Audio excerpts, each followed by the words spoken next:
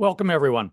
I'm delighted to be online with you to introduce and moderate the Syracuse University Maxwell School State of Democracy Lecture Series conversation.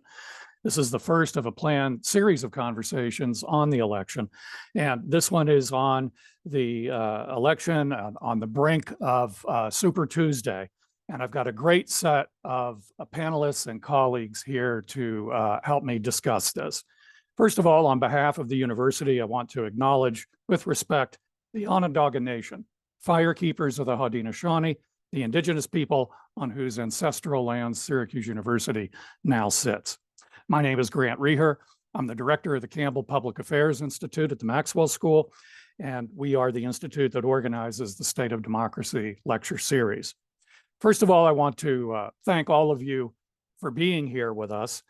I know that there's not exactly a shortage of things to watch and listen to and read regarding this election.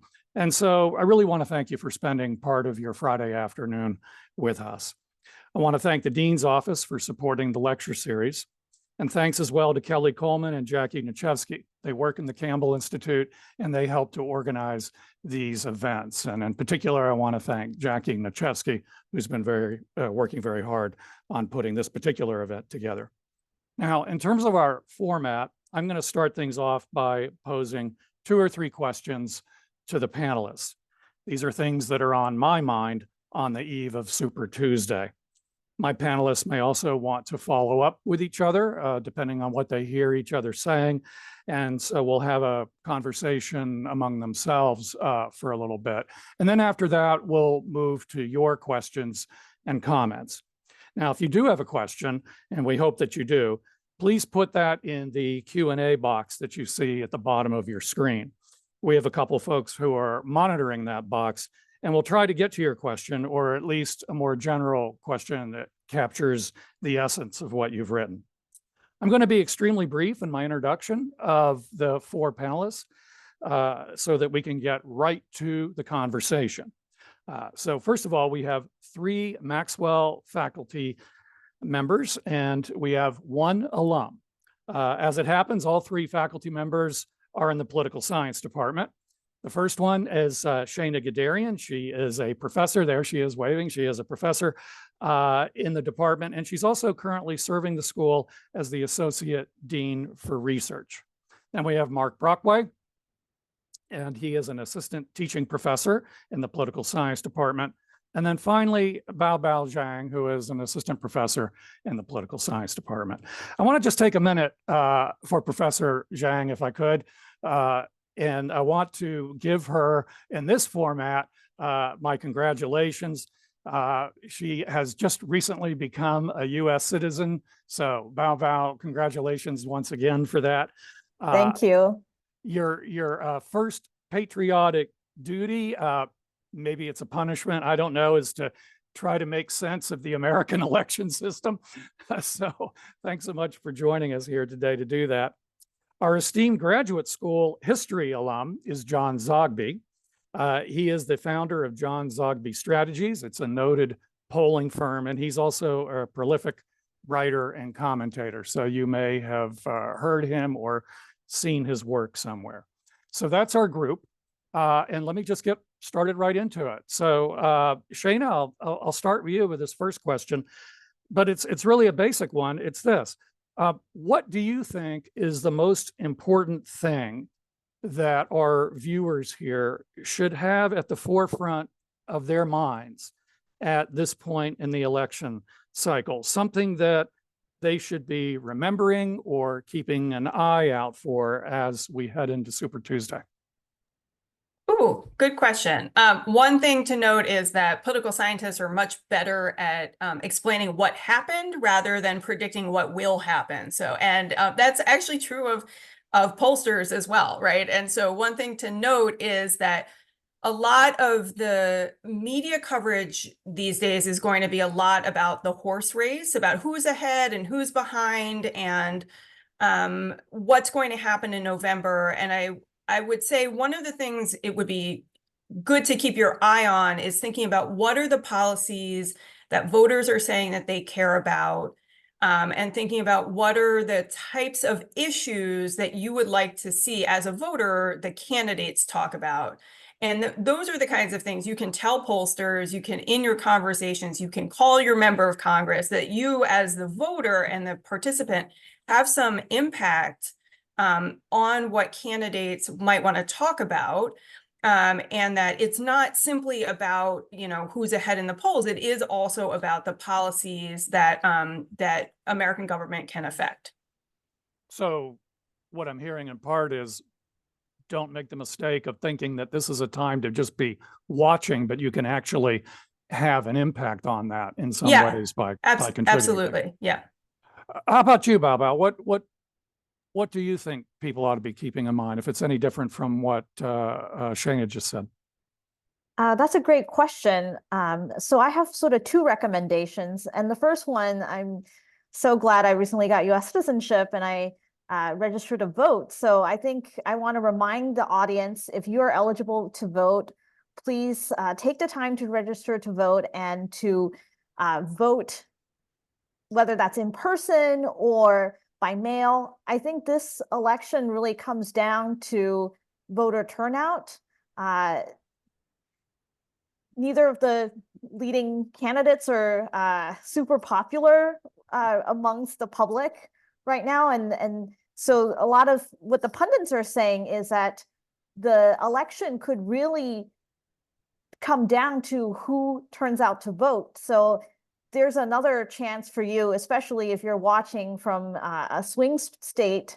But, if you're even here in central New York, we're getting a new congressional district. So things are it's more competitive than you think, not just in terms of the presidential races, but please register to vote and turn out.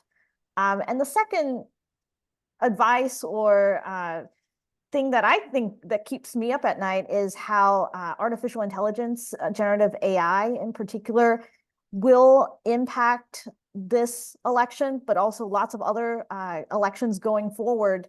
I don't want to give you a doomsday scenario saying, the AI is going to ruin everything, but it will make certain things more challenging. For instance, recently in New Hampshire, we had seen this case where someone used a robocall to spoof President Biden's voice, telling people to abstain from voting. And they didn't have to put a lot of money into it, just a few dollars in order to create this robocall. And the FTC has since banned voice cloning robocalls. But, the bad actors are going to be out there perhaps doing this type of stuff. And I also encourage you to stay vigilant when you're surfing the internet and looking at social media, that there might be messages generated by generative AI or images or even videos. And I encourage you to stay vigilant, check the source. If it seems like a viral thing that is becoming increasingly popular, make sure that before you hit the share button to verify that it's actually factual information. Well, I know that that's a topic that you have been researching and writing on. And so I think if we have time later, and we'll try to make some time later, we'll swing back around to you and see if we can get some tips on how to spot some of those things, because as you point out, they're getting better and better and tougher to suss out. So John, again, I'm just same question we'll go through here. What do you think folks ought to be having at top of mind here going into this particular moment of the cycle? Grant, it's very strange. This is the highest intensity, lowest interest election that I've ever seen. It's very high intensity. It is indeed an Armageddon election. If the other guy wins, it's the end of the world as we know it. However, I'm also looking at mine and the polling of others, and I see in the horse races, battleground states and nationally, these two guys are polling 44 to 42, 41 to 38. There are strong double digits who are undecided, not because they don't know anything about Joe Biden or Donald Trump. They're undecided because they're not even sure if they're going to vote. And so as a backdrop of all of this, we've got very low voter turnouts. in these primaries, not only because they're non-competitive, but because Americans of both parties, this is before you even get into the numbers of independents, but really other demographic groups as well, who just don't like the candidates and don't trust the system. Do you think, one of the things that we've seen in recent decades as the country has become more polarized is that the undecideds have been shrinking. I mean, that, it used to be if you said, I lean Democratic or I lean Republican, you actually might have voted for someone from the other side of the aisle with some regularity. Whereas what we're seeing now, it's mostly if you say you lean Republican, you're voting for Republicans almost all the time. Do you think that what we're measuring right now as undecideds are genuinely undecided, or are they just not willing to tell a pollster who they've already made up their mind to vote for? Is that for me? That's for you. Yeah, just a follow-up to you. No, they're genuinely undecided. And that includes undecided about whether it's worth voting at all. And we see fewer undecideds among Republicans, okay, although there is a share of those. But as we have seen, among Democrats, that winning Democratic coalition, of young people, particularly young women, of non-white voters, of suburban creative class and so on, non-whites, if I hadn't said that already, there are undecideds, and that could be particularly problematic.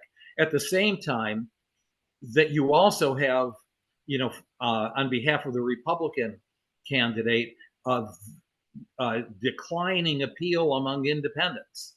In my last poll just this week, and it's private, that's why you didn't see it anywhere, but in my private poll, Joe Biden has pulled ahead of independents, but there's about 28% of independents that were undecided at this point.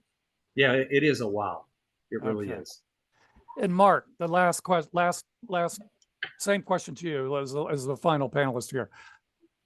Sure. I think in addition to looking at the kinds of issues and topics that the nominees are supporting, I think that folks should pay really close attention to the issues that they aren't talking about. I think in this election, more than any that I can think of in recent memory, politicians are trying to package together issues to sell to voters that don't necessarily hang together ideologically. And if you also look for issues that have been important in the past or that you think are important to your life that politicians aren't talking about, I think that gives you a really good idea of the priorities. And politicians want you to pay attention to the issues that they want you to pay attention to, not necessarily the issues that are important to your life and the lives of people around you. So it sounds like, in a way, you're kind of circling back around to what Shana said at the outset then about shifting that dialogue if it needs to be shifted, right?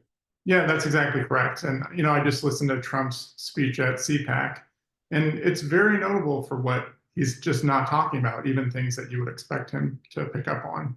So I think especially as the environment gets a little bit more dense, they're going to try to focus that attention on very particular sets of issues. Okay.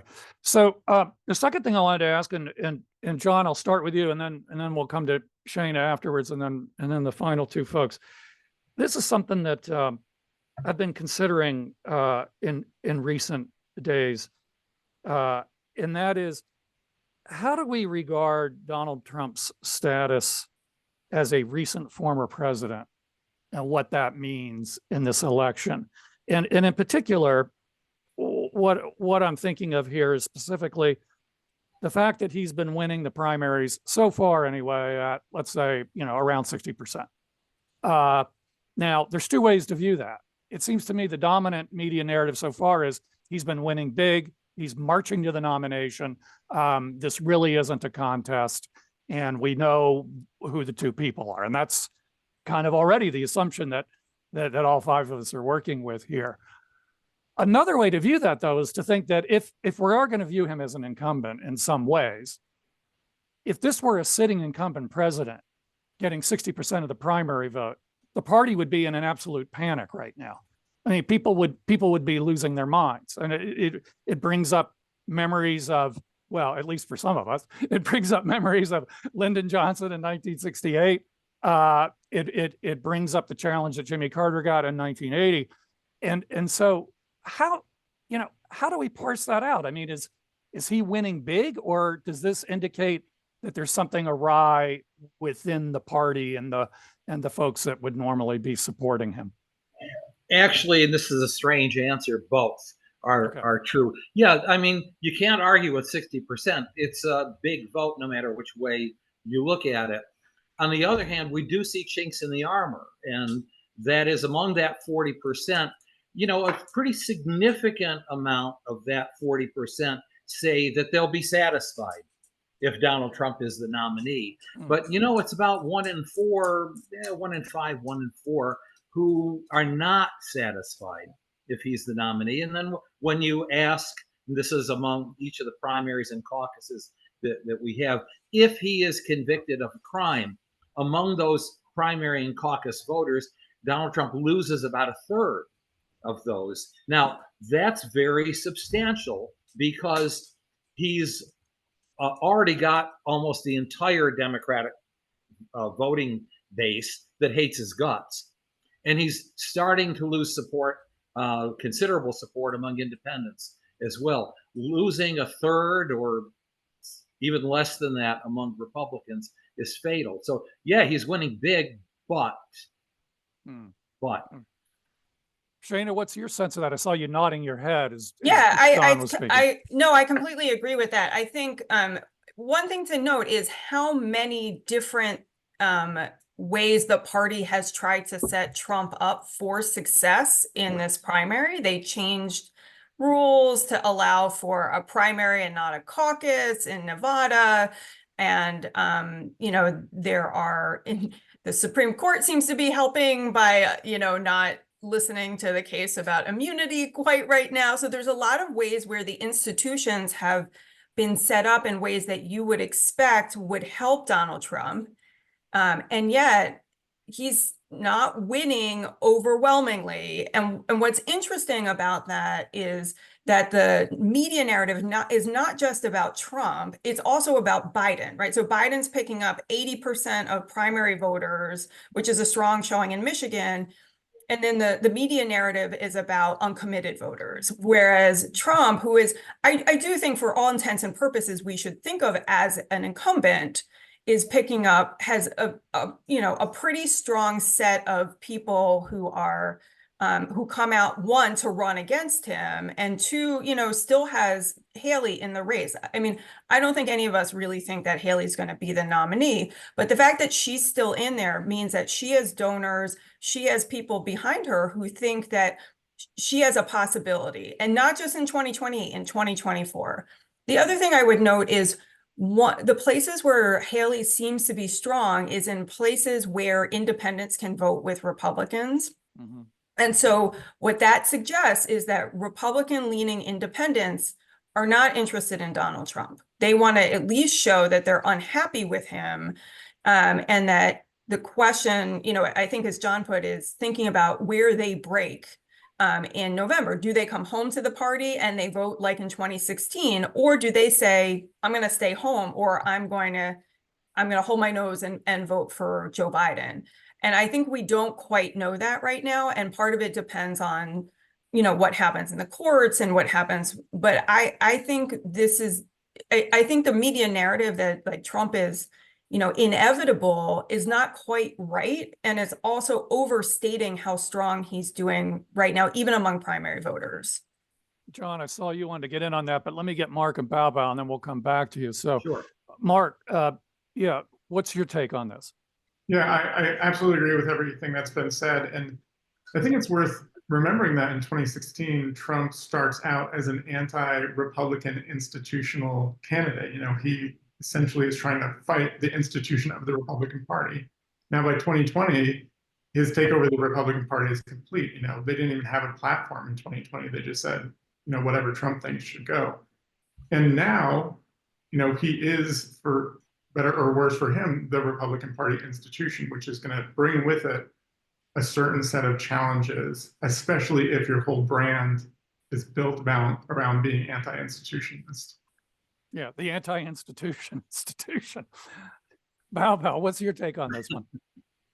Again, I think I agree with all the panelists and what they've said. And you guys have to start disagreeing at some point, but we'll get there. Yes, I want to bring up something that Shayna said, and that's sort of another maybe critique of a lot of the media narrative is that with the horse race setup, even if someone might be somewhat ahead or might be actually doing better than we expected, you still want to have all these negative stories around them.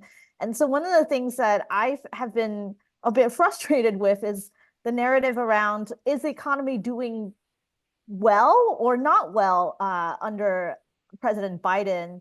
And so we had all this these conversations in the media about, oh, it's the vibe economics, even though the economic indicators are strong. People somehow, just everyday people, feel that the economy is not doing well, and that might hurt President Biden's chances. But then we get, this new narrative that seems to come out that people are more economically optimistic, and it's just from a political scientist perspective, who's not trying to follow all these little trends. I just wonder how helpful that narrative is. And again, I think for us, I think it's important to focus on the big picture. And from what the panelists have said, I think, again, turnout is really key.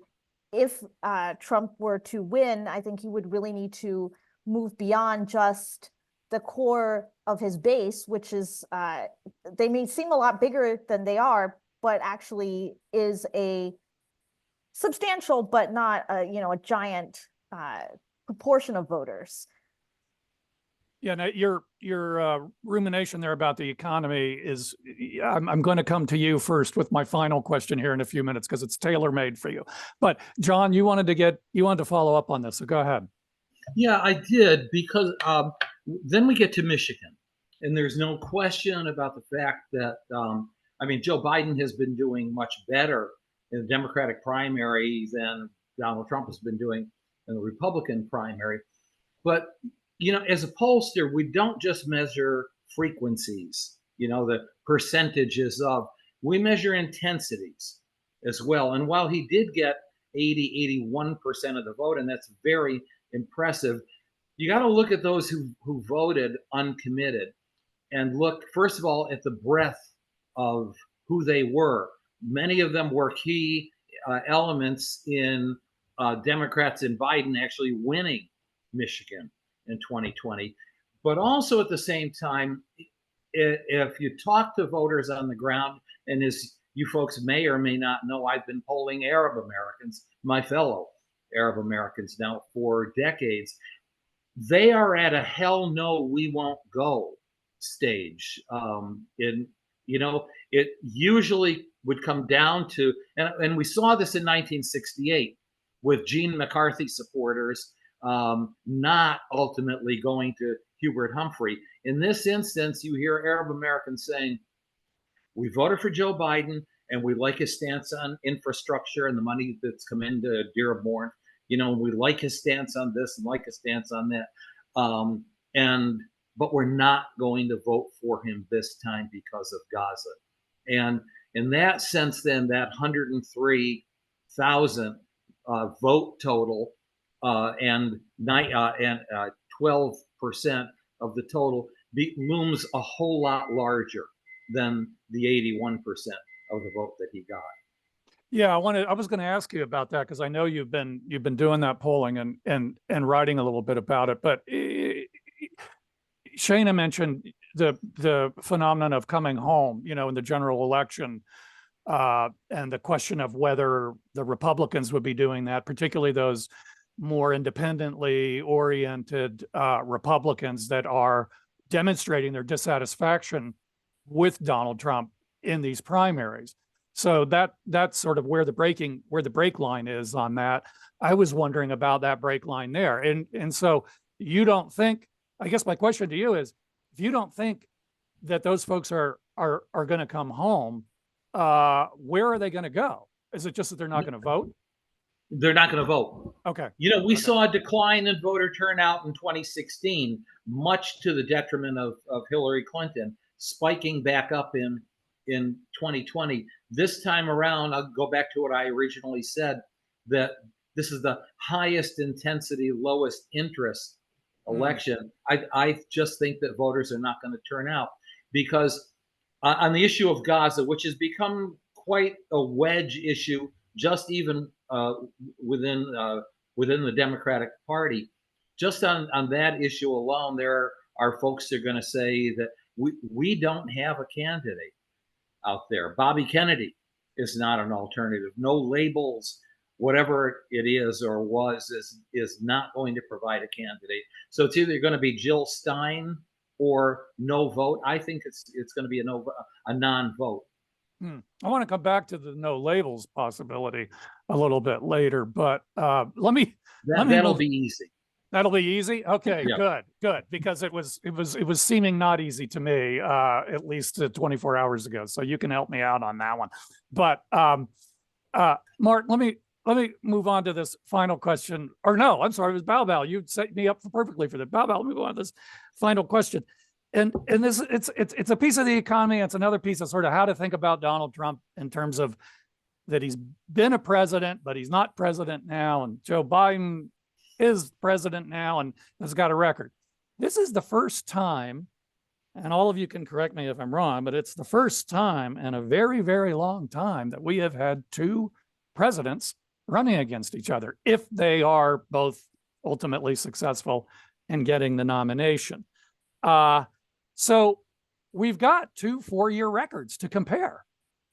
This is not a hypothetical this time around.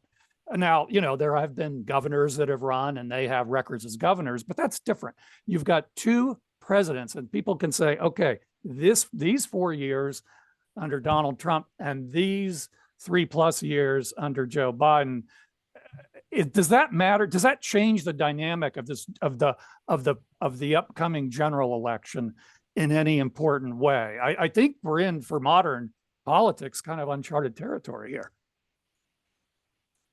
I can start, and I also teach statistics to political science students and other students. And one of the things that I teach is when you make comparisons, unless you're doing a randomized control trial where you're randomly assigning the control group to one, not to have an intervention, and the treatment group to have an intervention, it's really hard to make comparisons. But we make comparisons all the time, and we might be biased in how we make these comparisons. So what happened, you know, during the Trump administration, that was a while ago, and due to recency bias, people might pay more attention to what's happened more recently. And we also have to factor in how the information landscape has also changed in the past 4 years versus, you know, during the Trump administration years. I just want to briefly talk about the economic angle, because I think that's really interesting how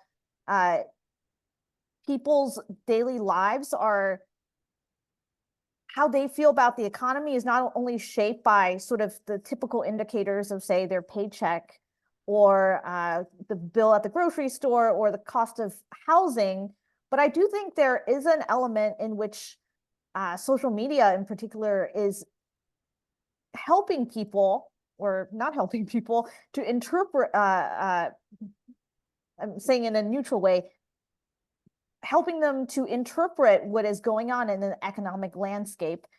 And we've seen that there's a big decline in the traditional media, newspapers, online sources where journalists are doing the reporting, to where I think a majority of Americans now report that they get most of their news through social media. So how they feel about the economy or other you know, conditions in the world, whether that's international security or other policies, I think as social scientists, we're only beginning to understand how this vast change in the information ecosystem is impacting how voters are interpreting reality on the ground. So if 4 years ago is ancient history, you just made me feel really old there. I mean, I've got cups of tea that are older than 4 years, but it's an interesting point. Yeah, I was thinking that, that record would still be in the minds of folks in some way. But of course, we do know that it's the last 6 months of an economy's performance that matters the most. So, okay, fair enough. Mark, thoughts about the idea that you've got 2 presidents with 2 records? Does that change anything?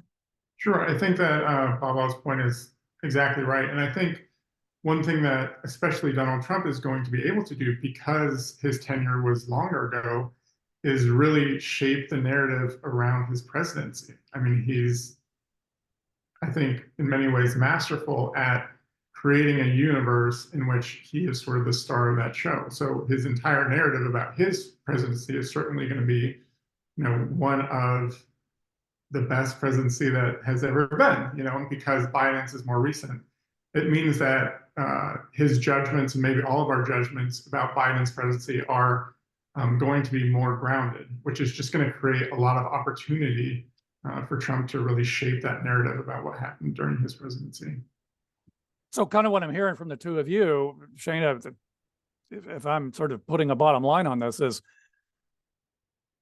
this works in Trump's favor, because if voters really don't like either of them, and one of them that they don't like is more recent in their memory, that will be sort of more firmly lodged as a negative than the one that happened 4 years prior to that. I don't know, maybe I'm going too far with that, but Shana, what's your sense of this? Okay, so I have a couple of thoughts. The first is, we do know that the last quarter of the economy before the election is the big one in people's minds as they're thinking, and we have continued growth. And even though the media narrative is kind of like, yes, we have continued growth, and this is why it's bad for Biden, kind of thing. I mean, you have to tell a story, and so I think. So it's to say that I think that, motivated reasoning and perceptions of the economy that vary by partisanship are actually real, right? So we think the economy is better under our own president than a president of a different party, and regardless of what's happening on the ground. So that's real. And so it is the case that Republicans are going to see the even real economic gains as worse under Biden than Democrats are. But it is the case that real economic growth still does matter, and it still is better for the incumbent. So that kind of helps. And I do think the fact that Biden and Trump overlap on COVID and overlap on other issues that go across the presidential transition works for the Biden presidency, or the Biden campaign at least, being able to make clear comparisons. Hey, remember like all these people who died during COVID and how we brought you vaccines? Now, there are a lot of people who died under the Biden presidency too, but I think that particular overlap allows the Biden campaign to actually shape the specific comparisons that they want you to make. Remember how all these people lost their jobs because of COVID and we brought the jobs back, right? Like that I think particular issue allows the Biden campaign to make these comparisons in their campaign ads, when people are starting to pay attention. So I don't actually think it's all doom and gloom. I think for the Biden campaign, I do think Trump has some advantages in that people kind of memory hole what happened several years ago, and they start to pay attention closer to the election. But I don't necessarily think that that's always in his advantage, because again, there are actual comparisons that the Biden campaign can make, that looking at this time when their kind of policies are overlapping. Yeah, that's kind of the thing I was wondering about in terms of it is kind of an unusual situation, and that we'll be able to do that. The the one graph that you want, if you're the Biden campaign, you want to show is job growth over like the Trump presidency and the Biden presidency. That's the one that you want to keep showing people, not inflation, right? You want to show them. I was going to ask you about that. I was going to ask you about inflation. Yeah. So I think this is the kind of the disconnect between what Bao was talking about and like actual growth, is that the inflation is what people are feeling on the ground, and the jobs are the macro conditions. So we know the macro conditions are good and they're getting better all the time, but the micro conditions are ones that I think people have had a hard time with. It's getting better, and so the question is, will that align with again the media narrative and what the kind of political narrative is going to be right before the election? I'm just thinking of, if you're talking about those two graphs that the Biden campaign would want to show, I would be thinking Republicans might be saying, here was the price of bread in 2020. Here's the price of bread now. Sure. John, what's your take on this original question of mine about the fact that you got two presidential records to compare?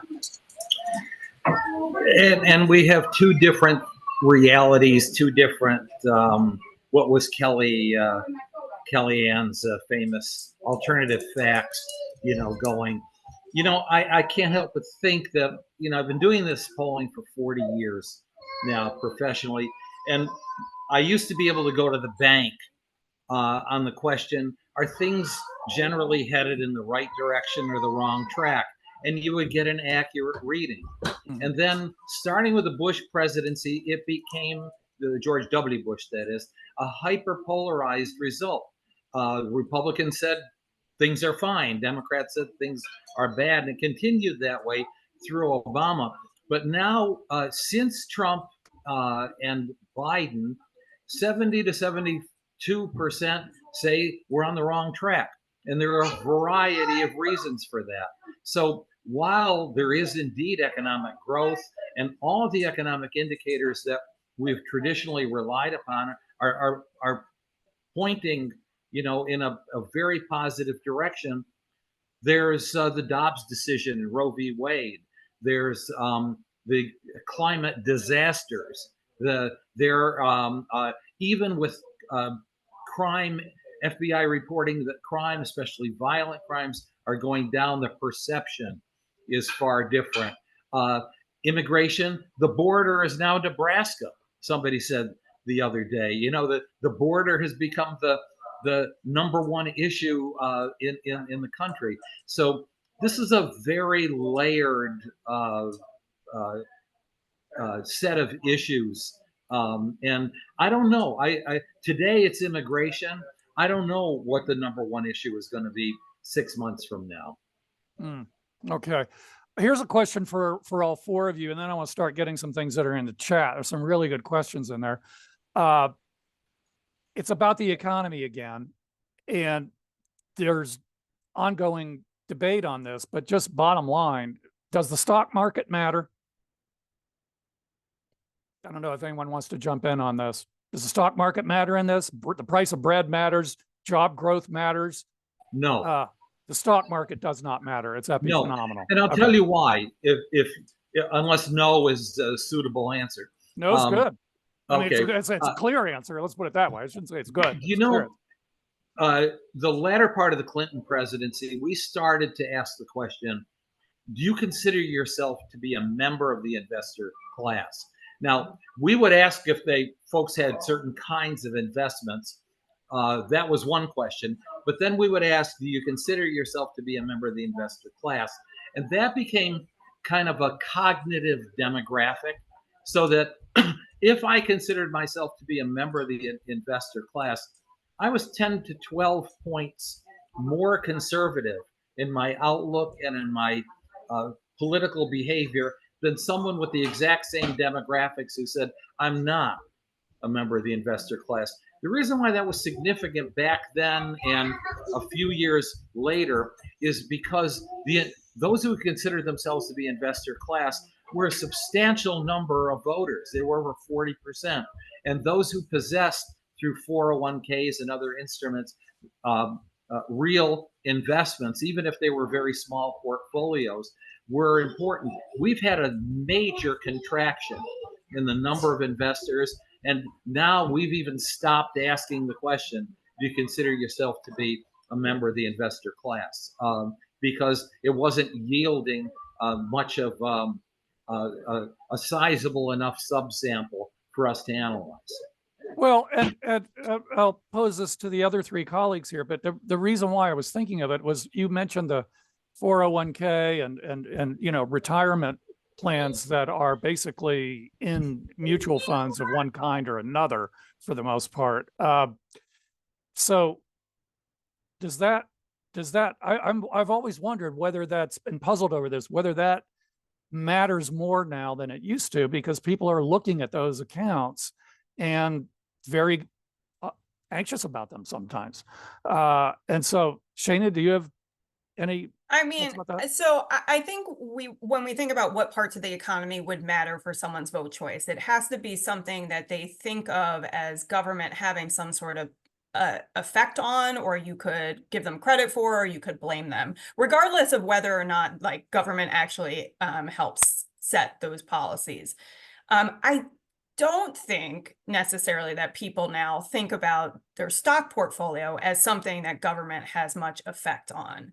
And so if that were the case, right, then maybe if you're, you know, a federal employee or you're in a union or someone where you have a pension, I could imagine maybe it matters because you can connect that to government, but it's less clear to me that most people, one, have a stock portfolio, and two, are checking it regularly, and three, would make a connection to government policy because of it in the ways that I think generally the macroeconomy, employment, because those get, the government measures those things and reports them out all the time. Inflation, again, it seems to be affected by, you know, what the Fed does. So, and they report it out. So it seems connected to government. I think stocks seem a little bit harder for me to see how people necessarily connect them.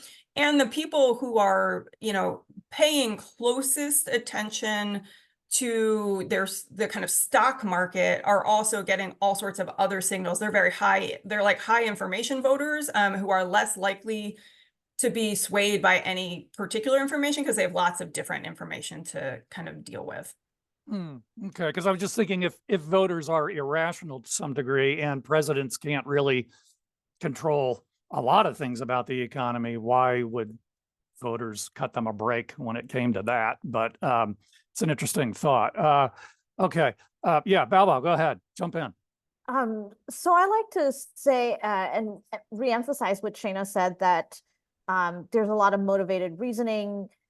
Your vote choice largely depends on your party identification, and people interpret economic signals through the lens of partisanship a lot more these days than in the past.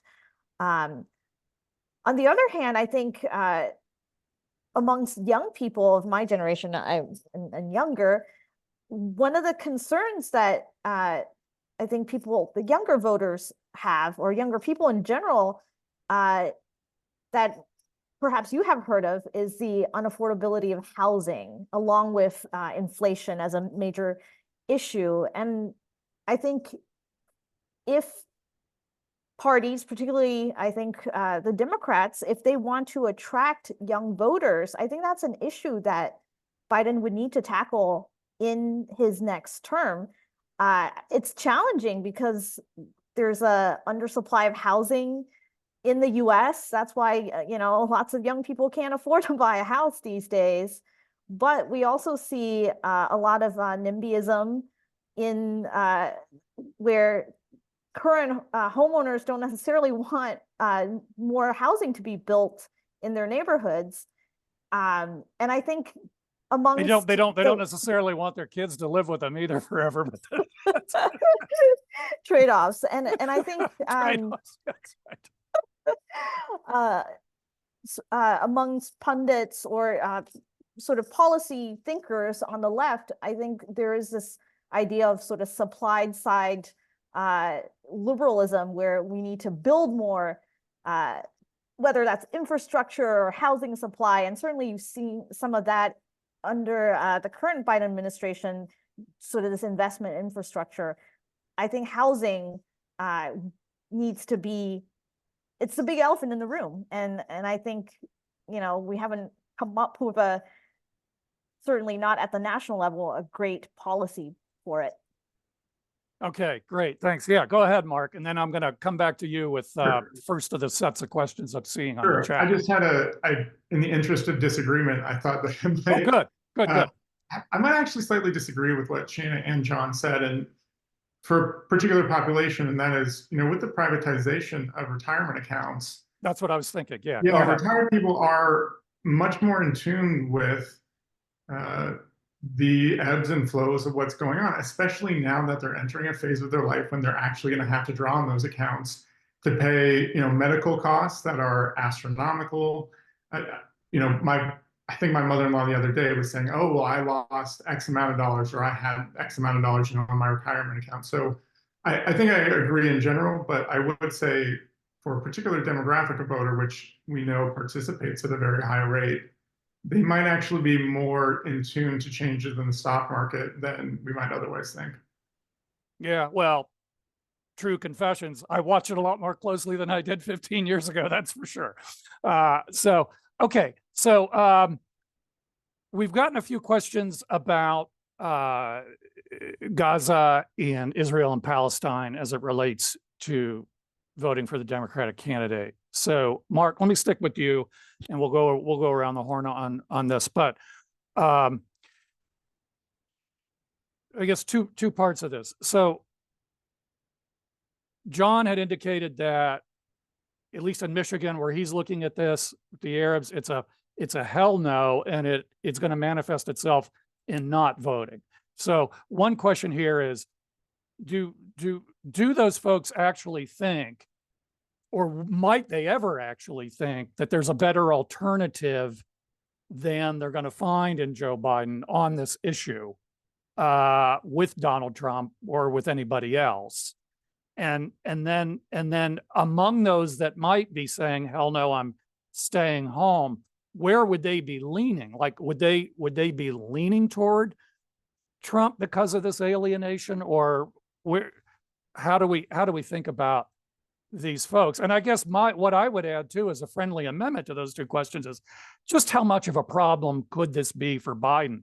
How much trouble electorally is he? How much danger is he in with this? Yeah, so I think it's definitely a question that we're all watching. I would say two things. Number one, I think John's point earlier about the fact that even smaller populations could swing elections is certainly important, especially in Michigan. But I'd certainly remind people that we are talking about smaller groups in terms of the American religious landscape, you know, sort of very low single-digit percentage of the population. Doesn't mean that these groups aren't important politically, or not, even especially in close elections, that their votes could swing elections.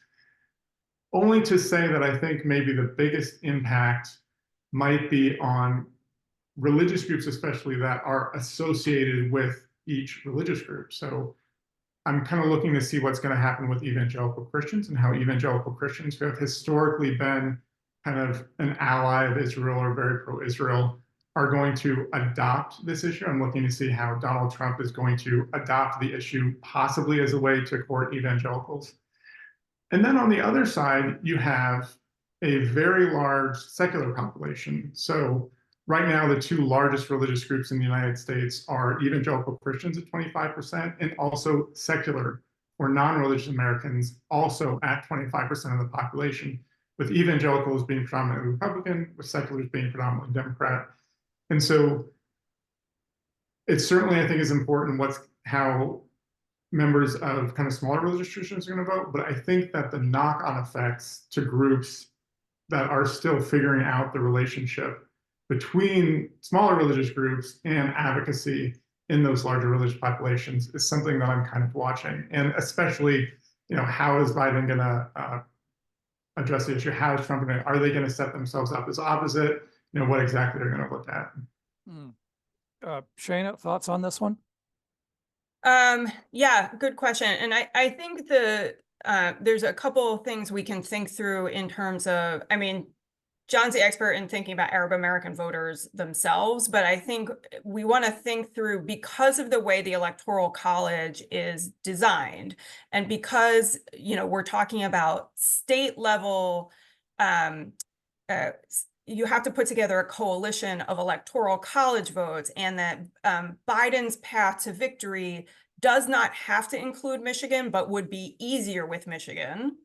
Then a kind of a small ethnic or religious group can have a much bigger impact on policy and the election than if they were, say, spread out in different places, right? So the fact that the Arab American population is more concentrated in a battleground state like Michigan means that their intensity of preferences, if it gets to, you know, continues throughout the election cycle. And I think the question is, for the Biden administration, what would they have to do in terms of changing the foreign policy and their interactions with Israel right now in order to temper the anger of the Arab American population, which is real, is a question. And it's not totally clear to me that they could do a shift big enough to temper all of that anger to bring Arab Americans back into the coalition fully. They might want to change the policy because it's a, you know, for all sorts of other reasons, the Biden administration probably needs to shift policies right now in terms of Israel-Palestine. And so I think the point is that this Arab American, you know, anger over Israel is real.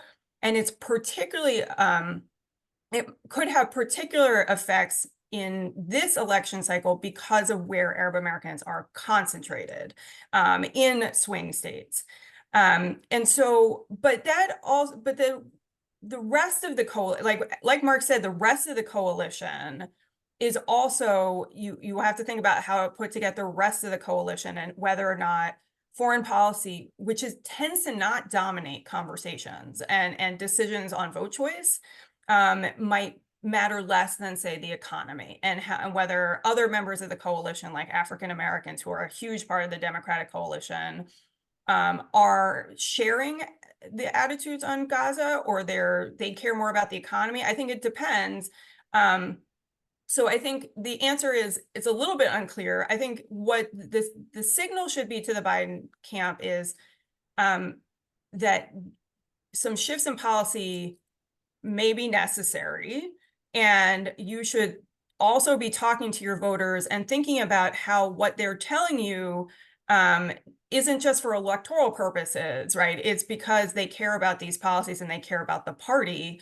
And how might you think about keeping the coalition together, right? Because like Jewish American voters also are a big, important part of the Democratic Party, but are less concentrated in battleground states, right? And so like there are balances that you have to do, right? And so this is part of like what it means to be a candidate putting together a big tent party, is that sometimes they disagree on a policy, and you either have to tell them that you'll shift policy, or you're going to have to, they're going to have to decide that they're going to vote on something else, and there's another reason to vote for you.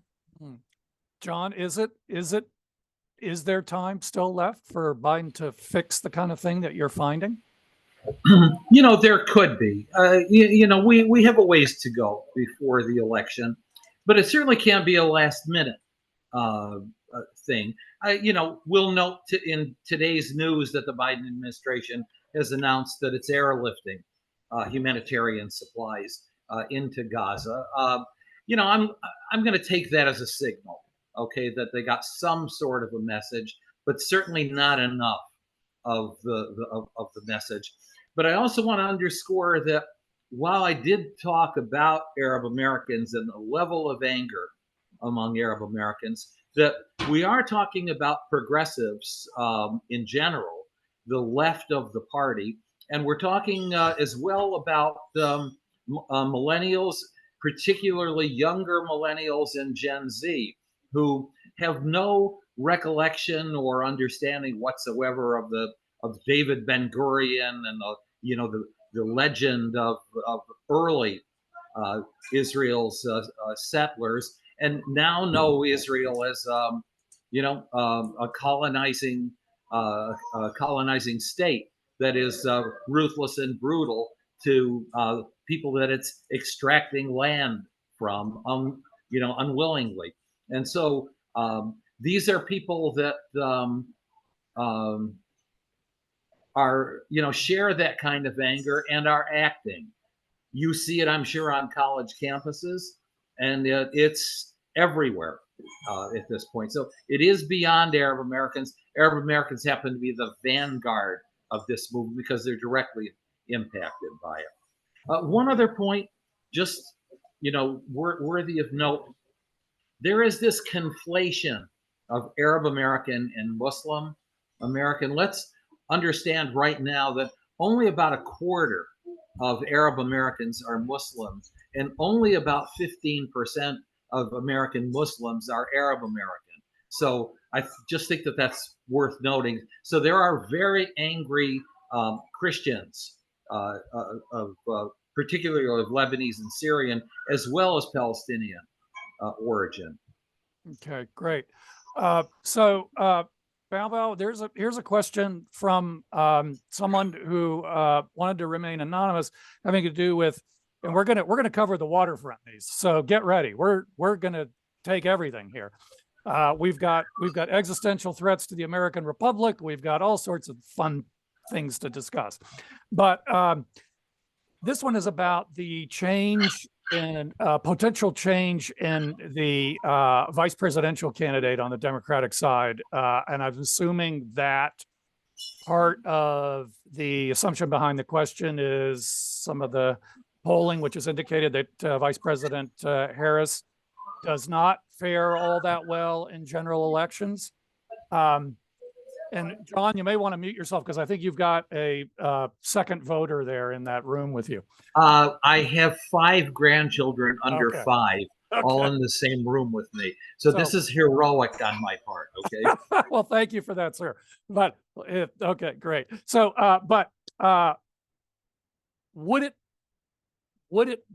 make a difference if somehow the Democrats, and I've got pretty strong feelings on that they can't do this, but if the Democrats would change their vice presidential candidate in the general election, do you think that would help Joe Biden's prospects? I'm actually, can I punt on that?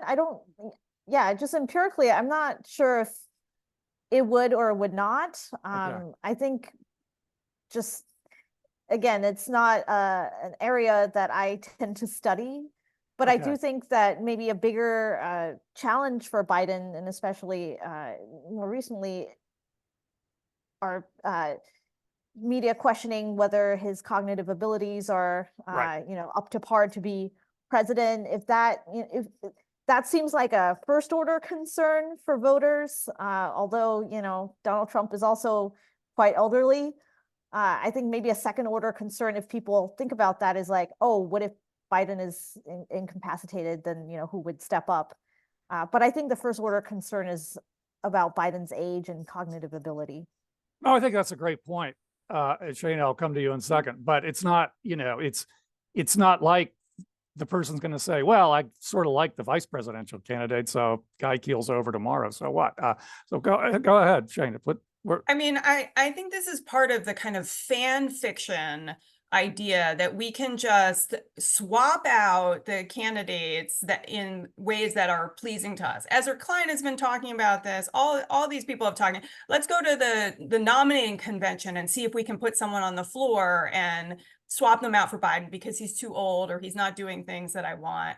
I think the idea that you can just, first of all, that you could swap out the vice president who is vetted from voters and from the president, and then potentially anger a huge part of your constituency of Black women who are the people who show up at every election for the Democratic Party and put in the work. And representation really does matter. So if you're gonna kick off Kamala Harris, and who are you putting in there? Secondly, people don't vote for the vice president. It has almost no impact on who people vote for, right? I mean, I think people weren't voting for John McCain because of Sarah Palin. People weren't voting, right? Like this idea that the kind of vice president is somehow necessary for winning the presidency, I think is again a bad idea, and is not empirically supported. And the idea that you can swap out the vice president because she herself isn't polling like a president, if she were endorsed by the Democratic establishment, if she were running on her own, this would be a totally different story. But like, I think the idea that you could swap out the first Black woman vice president for some soon to be named someone who may be better I think it's just fan fiction. Well, so Mark, I want to see if you have any pushback on this, similar to the pushback on the stock market, because I'm thinking here, Shana, I take what you're saying about people don't vote for the vice president, but they also assume that the president's likely to live through the term, and that assumption is being questioned this time around, or at least be there for the whole term. So I don't know if that changes this. Mark, do you think it changes this? I don't know. I mean, I will say though that as somebody who has studied and talked with a lot of national and state level party delegates, I think they could swap somebody out if they really wanted to. Political parties, I think people don't appreciate how much political parties are really the Wild West, especially at the state level and even at the national level. I mean, these conventions do really crazy things all the time. Now, is it a good idea? Probably not. As Shana is exactly correct. Is it a great idea to sort of change up your lineup in the middle of, again, as John said, a really high intensity election? Probably not. Are they going to do it? Probably not. Will it have any effect? As has been said, I doubt that it would have any effect at all. I mean, this is the Biden-Trump show. Who is Donald Trump even going to run? I mean, Donald Trump himself could run without a vice presidential candidate, and it probably wouldn't matter. So I'm also skeptical of the idea that the VP matters at all. Okay. I don't know whether we want to get into this scenario, but I'm thinking of what if one of these two candidates seriously stumbles in the next few months, but let's wait on that one. There's a question that's tailor-made here for Shana, and then I'll come back and get John on. I want to get you to, it sounds like you want to bury no labels very fast and very deeply, John. So, but before we do that, this one's tailor-made for Shana because of the research that she does on the way that voters get information, and particularly how misinformation sometimes plays into that. You've done a lot of great research on COVID and healthcare politics and policy in this regard. Let me see if I can find it here in the where'd it go there? It has, oh yeah, here it is. It's this, in the context here for this question from Sarah Laditka is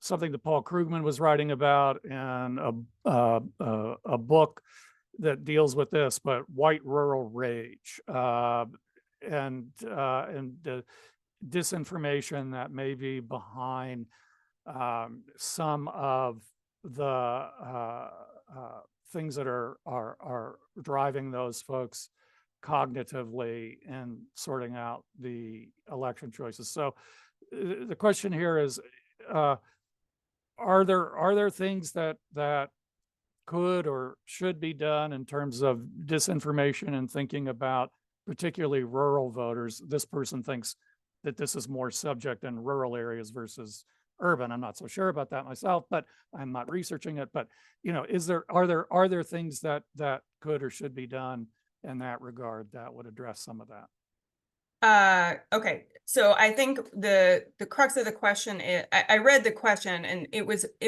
about how there in rural places are people who, I mean, we sometimes call it white rural rage, or Kathy Kramer calls it rural resentment, right? The idea that people who live in rural places have, higher levels of bad outcomes on health. There's lots of inequality. They see themselves as separate from government, and government is a force that is not good for them. High levels of opioid addiction, kinds of things, right? So that's the idea, is that the folks who live in rural places see the places around them not being tended to by government, being left out, and they're angry about it, and and thinking about who they blame for that. So, a lot of politics is about who we blame for bad outcomes, right?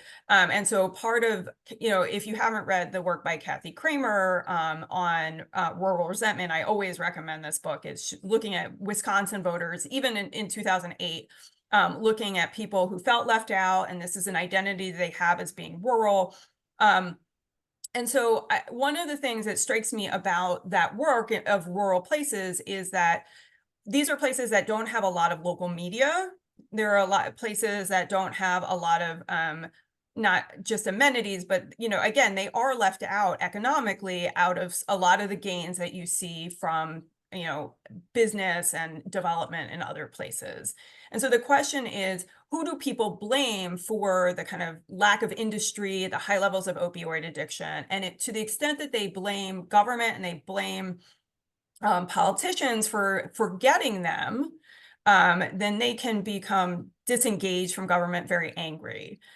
So I think part of it's less about disinformation and more about providing information and helping people in places that are economically disadvantaged to see what are programs that could help them. What do business and government have to offer them, thinking about ways to economically work in those areas. And then it's, again, not just about disinformation, it's about just providing information. And so I think one of the challenges of politics in the last 30 years is actually about the death of local media and how hard it is to keep local newspapers alive.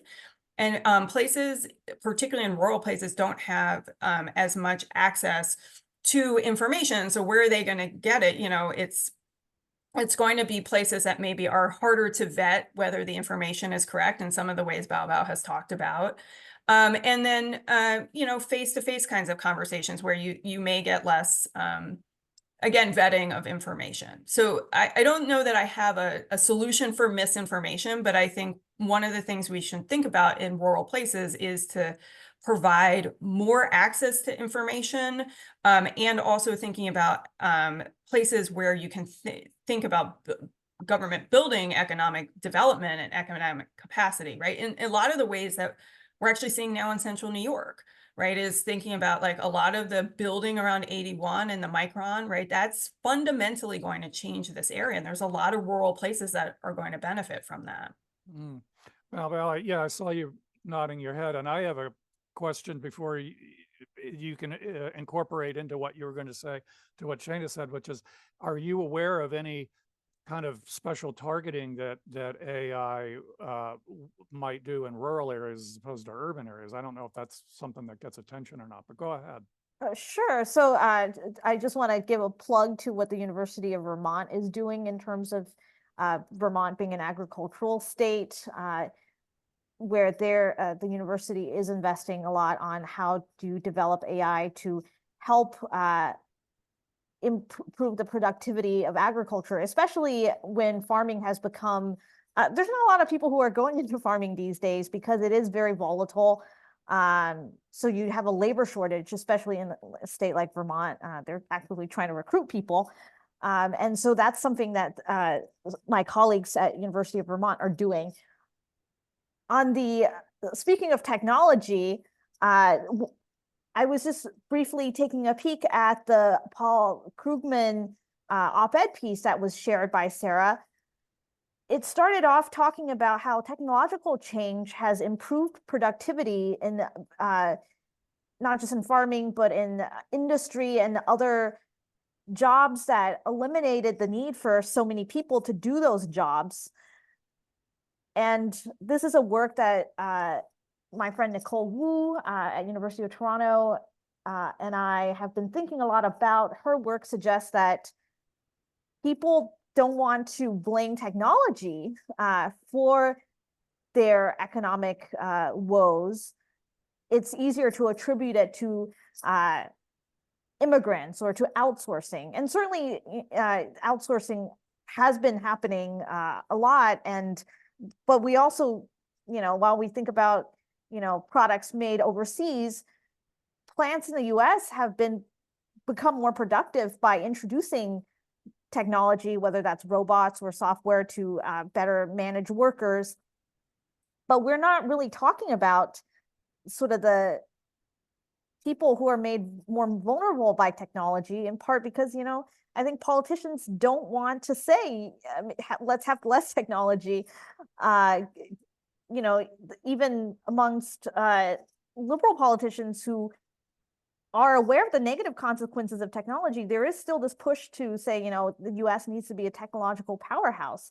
And I think that political messaging, but also ultimately the policy behind it, it's going to be difficult to reconcile as we see technology that might not just take away jobs from low or middle skilled workers, but increasingly, even targeting the professional class with generative AI.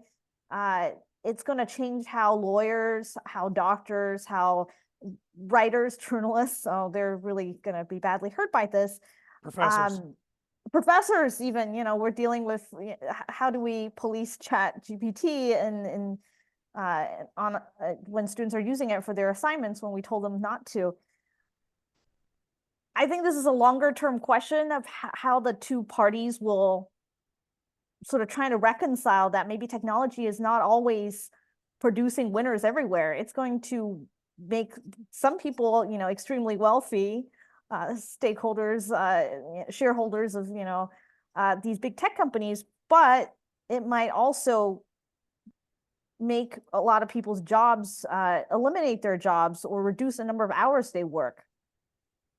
And I'm worried that, for the Republican Party, it's going to be maybe avoiding this conversation and continuing to blame immigrants and outsourcing. Okay, thanks. I appreciate that. So John, back to you and the no labels third party issue. So Robert Lovich has this question and starts by recognizing that we're not going to do political science 121 here and explain why two parties and only two parties in the system like we have, but it is tough for third parties, particularly for presidential elections, to, if not get any kind of real traction, at least to collect electoral college votes. Cue Ross Perot there on that one. But you got no labels as they've gotten a lot of attention. They've gotten a lot of media write-ups. They've been having difficulty, I think, according to Robert, getting traction in producing viable potential candidates. Joe Manchin took himself out of that conversation, it seems like. So is this just going to be a non-factor in 2024? Yes. Yes. Okay. Okay. And I bet you want to know why, isn't it? Yeah. I Okay. sort of do. Yeah. All right. Yeah. In no special order. Number one, among the difficulties third parties have are access to ballots in many states, and it's getting late right now. Number two, with no labels in particular, and I know these folks very well, it is an inside the Beltway phenomenon. Frankly, I call no labels, sorry, forgive me for saying this, but old white men of both genders. Essentially, it's, guys with Roman numerals after their name, and they talk to each other at the Mayflower every morning. I'm being a little facetious, but not too. Number three, there really is no base. Where are the lawn signs? Where are the elected council people? Where's the elected sheriff? Where's that base? Third parties are born from the bottom up. New parties are born from the bottom up, not from the top down. And if you're going to do it either way, bottom up or top down, you have to have more than money. Ask Mike Bloomberg. You know, $1 billion, a pledge to spend 800 million of it spent, but he really got nowhere in a presidential run. And so, as they say on Shark Tank, for all those reasons, I'm out. Okay. Well, so you're my contrarian, Mark, I guess, today. So we have majorities of the country that clearly have said in poll after poll that not only do they not want to see either of these two candidates be president, they don't even want to see them run. So if there was ever election where a third party candidate, and here I'll do sort of what John did and just sort of flat out take some people out, but some of the third party people in there now are just not viable. I'm sorry. I just don't think they've said too many crazy things, although that may, you know, we've sort of new territory last few years of that, but nonetheless, I think still they're just not viable. So the only one that strikes me as possibly viable is No Labels if they get the right candidate, because they've been trying to get on the ballot. The Democratic Party has been doing everything short of criminal activity, and according to No Labels, including criminal activity, they've got a 8-page single-space letter to the Justice Department. Chances of the Justice Department investigating that are like 0 to -5, but nonetheless, they've filed it. So is this an election where you could see a third party matter like No Labels? Yeah, well, I mean, for the record, my favorite third party is the Party of Reason and Progress, or PORP, whose mascot is a dolphin. So if anybody's looking for a third party, I strongly suggest them. But I think that we actually need to ask a slightly different question, and that is, what is a successful third party? Because we assume that a successful third party is one that wins an election. But actually, there are much different avenues to success as a third party, specifically through the two major parties themselves. In fact, in our current system, the best way to be a third party is to get electorally viable enough so that one of the two major political parties has to adopt your policy positions. Right. And, you know, of course, the Tea Party is a good example. The Green Party is another good example. But there are also examples of sort of state, like the Mississippi Freedom Democratic Party is another example. You know, there's this new, like there's this sort of alternative Republican Party in Michigan. And so, okay, sure, you know, a third party isn't going to win a presidential race. But I think that if you rethink how you think about third parties and say, okay, here's a set of people that want to get some issues in the public sphere or on a particular party platform, then actually, yeah, it is possible to be quite effective as a third party. And do you see any of that on the horizon in 24? No. Okay. John, I mean, he's exactly correct that the problem with some of these middle of the road third parties, and we had them in 2020. In 2020, it was the People's Party, I think. The issue is that they don't have issues, right? I mean, at the end of the day, a No Labels party is that, oh, we're not these other things. Well, that's not an issue, and that's not an advocacy. Well, in the last presidential election, though, they published this book of issue positions. I mean, I've got it sitting here in this massive set of books. Yeah. I mean, it's not a position that has any traction that can be incorporated into one of the two major political parties. Okay. I mean, again, think about the Tea Party. The Libertarian Party is sort of another somewhat good example, although they weren't as successful as the Tea Party, the Green Party. So again, it's just think about what the goal is of that party. If the goal of the third party is just to say, oh, we're not these two political parties, then they might have all the issues in the world, but I don't think it's going to go anywhere. If it's around a particular issue, like taxes or the Green Party, then yes, maybe it will be viable. Okay. So, John, and then we'll stop this.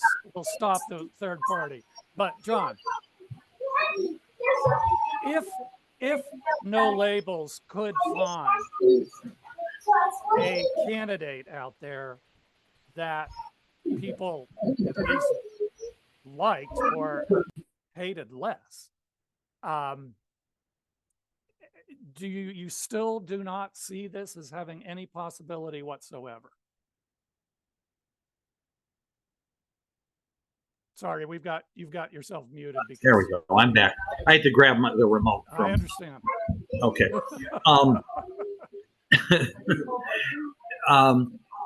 No. No. Okay. All right. No. And there's another reason stated by No Labels itself. They do not want to be responsible in any way, shape, or form for helping Donald Trump get elected. So there is always a third party waiting to be formed. And it takes either a full-scale implosion of one of the parties, followed by then a large chunk of probably the more moderate of that imploded party into a new party, in which case then you have a second party, and the old one goes the way of the know-nothings, and we're not there yet because this margin is so razor thin between Trump and Biden. Okay. And you're sort of going back to what Mark said before. All right. So I've got this great question looking toward the time between Super Tuesday and the general election. And I'm just going to, whoever, just put your hand up if you want to jump in on it. And we're almost out of time here. So this will be our final question. It's from Kenneth Kane. And let's assume that it is Biden versus Trump. Will there be any televised / streamed debates between these two people? Absolutely not. Oh, okay. You're already on that one. Not there. The second part of the question is, if there is, will they matter? So do any of the other three of you want to take issue with John's confidence and that there will not be any debates, presidential debates this time around? I mean, if I were the Trump campaign, I would not want to have a debate. I would say that. I don't think they necessarily benefit him in terms of, they can kind of constrain him in ways that I think for his base, he likes to speak extemporaneously. He likes to be able to kind of tell stories. And I think they're not a format that fits the Trump campaign particularly well. And I'm not sure that they'd want to see the kind of spotlight in ways. And a lot of what the kind of Trump presidency showed us is that he can flout norms, right? Like the debates are just a norm. They're not a rule. And they have to be, and Trump can flout norms without it mattering very much to the voters that he cares about. So I'd be surprised if we saw debates. And then we've seen there are times when debates can matter in bringing different issues to the fore that maybe had not previously, but the effect of debates on vote intention is short-lived. And so if you were going to have a debate, you'd want it kind of close to the election, I think, because any bump that you're going to get is kind of fade out. Mm. Mark or Bao, do you have any different views on this? I'm surprised that the consensus so far is that we won't have them. Speaking on the Biden side, I know a lot of folks I spoke to are concerned that if he does have a slip up, it might cause people to question his cognitive ability. Again, Trump is also quite elderly. I just want to speak to both sides here. And, debates might be out. Again, we're so used to them as a norm. But, this might be the year when things are quite different. For instance, Trump not showing up to the primary debates. Yeah. Yeah. Well, John, I'll come back to you on this. If you're Donald Trump, I mean, Shana said Donald Trump doesn't have an incentive to participate, or they don't fit him well, I guess, more specifically. But I might think, if I'm in Trump's camp and I'm sort of thinking about this, I might think, go ahead and have a debate, try to goad him and create the moment that Bao is talking about. I mean, if I can irritate, because it's clear that Joe Biden is really irritated with Donald Trump. That was clear last time. If I can get in there and irritate this guy, maybe I'll create that thing that will be devastating to the campaign. So wouldn't you think there would be some incentive to try to have debates? No? Donald Trump has his own media, and he controls it, and he gets his 42% and keeps them revved up. There's really no incentive. Honestly, I mean this only semi-tongue-in-cheek. The only thing that gets a rise out of Donald Trump is if the president were to say, you know, you're not as rich as you think you are. And that is the thing that makes him go ballistic. So maybe might goad him into debating. But other than that, I'm not so sure that the Biden people would even allow for that, because I don't think they want him to debate. In fact, I know it's Biden. It's the Biden folks that are going to keep this from yeah. happening. Okay. All right. Well, we really are out of time. I want to do one quick lightning round of the four of you. Shana, I won't make you make a prediction, so don't worry. Okay. All right. But it's going to be the closest thing to a prediction that you can have. Where we are right now, recognizing there's a lot of time between now and November. If we're going to assume, I'm going to take these two, this binary of Donald Trump and Joe Biden, which one should be more concerned right now? Which one of the two should be more concerned? They both should be concerned, but which one should be more concerned electorally? John, which one? Donald Trump. Okay. Shana. Yeah, Donald Trump. Mark. Yeah, same, Donald Trump. And Bao. I'm gonna go with the other panelists and say Donald Trump. Okay. All right. Well, if this were a playoff football game, Joe Biden would be in big trouble right now because we had a very clear pattern in some of these this past season. But that's football. That's not politics. So let me just thank all four of you for doing this. Thank you, everybody, for being with us, so many of you for sticking with us for the entire time. We really do appreciate all of you. And again, Bao Zhang, Mark Brockway, John Zogby, Shana Gadarian, thanks so much. And look out for us coming down the path, because we plan on doing a series of these kinds of panels on the election as things shape up. And so thanks again, and we will see you down the road a little ways. Goodbye. Thank you. Thanks, everyone.